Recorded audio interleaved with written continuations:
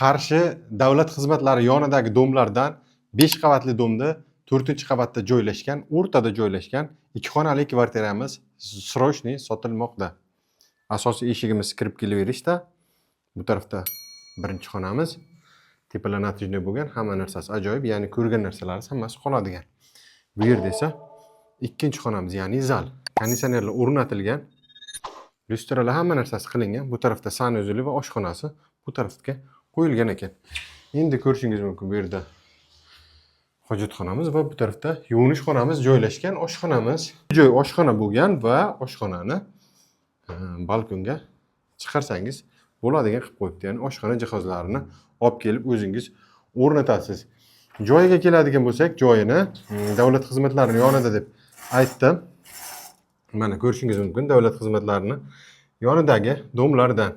Kimga qiziq bo'lsa bemalol kelib ko'rishlari mumkin va savdo qilishlari mumkin. Narxiga keladigan bo'lsak, narxini 355 million so'm deyishyapti. Yana kelishtirib beradigan joyi bor. Qarshi davlat xizmatlari yonidagi domlardan 5 qavatli domda 4-qavatda joylashgan, o'rtada joylashgan 2 xonali kvartiramiz srochniy sotilmoqda. Asosiy eshigimiz kirib kelaverishda. Bu tarafda birinchi xonamiz. Tepalanatrijniy bo'lgan, hamma narsasi ajoyib, ya'ni ko'rgan narsalarimiz hammasi qoladigan. Bu yerda esa ikkinchi xonamiz, ya'ni zal. Konditsionerlar o'rnatilgan. Lyustralar hamma narsasi qilingan. Bu tarafda sanuzeli va oshxonasi bu tarafga qo'yilgan ekan. Endi ko'rishingiz mumkin bu yerda hojatxonamiz va bu tarafda yuvinish xonamiz joylashgan. Oshxonamiz.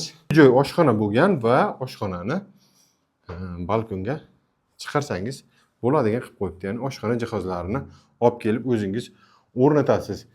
Joyiga keladigan bo'lsak, joyini davlat xizmatlarining yonida deb aytdim.